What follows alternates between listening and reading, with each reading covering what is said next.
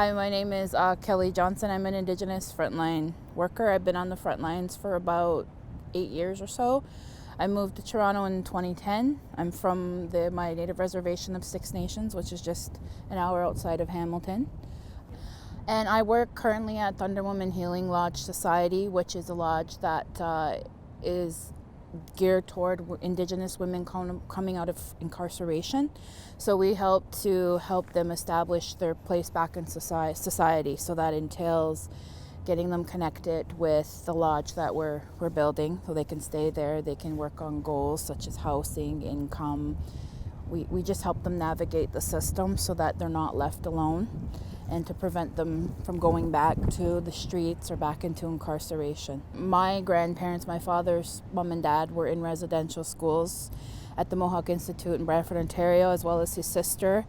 I was lucky and fortunate enough he didn't go, so it kind of skipped, but the effects of the generation I learned along the way in my lifetime. So, buying into the racial stereotypes of what it's like, you're Native, you have to be this way. You're broken because you're Native. And as I got older, it wasn't until I got older in my adult life that I did some healing with elders and things, and I began to really find what spirituality is. So I know what it's like not to really know your place.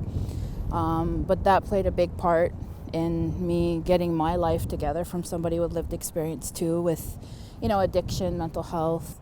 So with disabilities, because there's various types.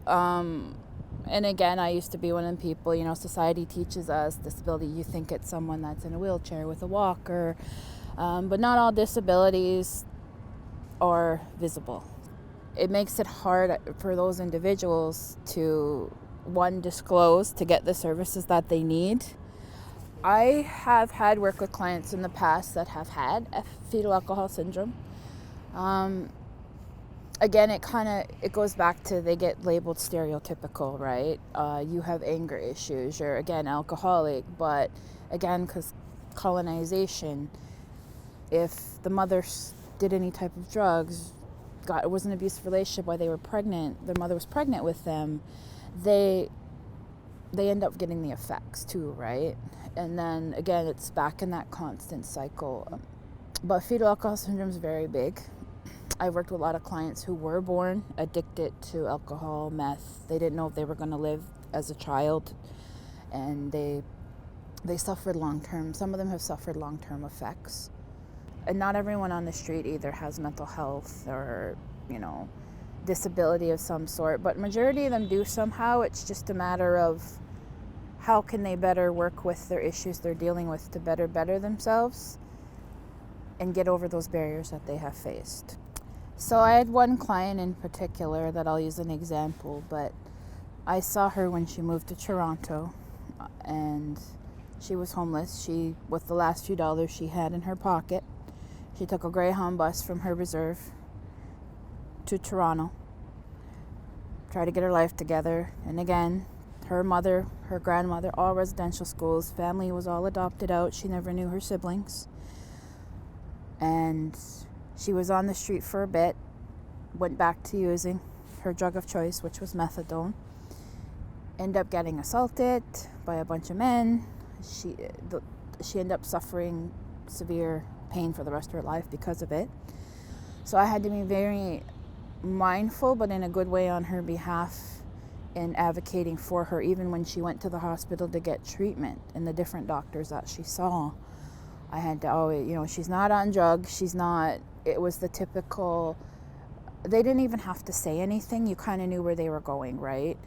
And she was very triggered by the police because she did have bad issues with police, being homeless on the street, being Native.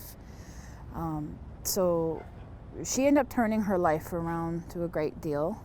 My advice to the justice personnel, individuals, compassion is number one, to treat everyone like they're human, because everybody at the end of the day is somebody's mother, father, son, daughter.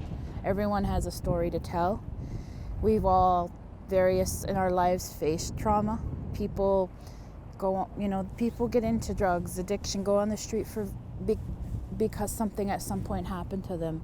Getting to know their story treat them like they're human beings, because with the Indigenous culture, we do believe everybody's equal. It doesn't matter if you're Indigenous, non-Indigenous, we're all equal. And at the end of the day, the individuals just want to, accessing the services, want to be heard and understood, but in a good way. So, and cultural sensitivity training is very important too. Again, as it pertains to the Indigenous culture, with other cultures as well, know the history of the ethnic groups that you're working with, and figure out what their ancestors went through to, again, lead up to what's happening today with these various marginalized ethnic groups that are facing these barriers to access these services so that they can better their lives, their children's lives, and so forth. It can be, in my experience, challenging for individuals to, if they're working with a non-Indigenous organization or worker, that's where I step in to educate, to make sure, you're not going to take the Western pills here, and that's everyone's right, which is most of all my clients. They don't want to pop pills. They want to know the cultural stuff. They want to smudge. They want to see an elder. They want to see a healer. They're finding their way back on their path, as we call it, walking the good road. And it's very important, again, and it helps with their stability and their well-being for the future.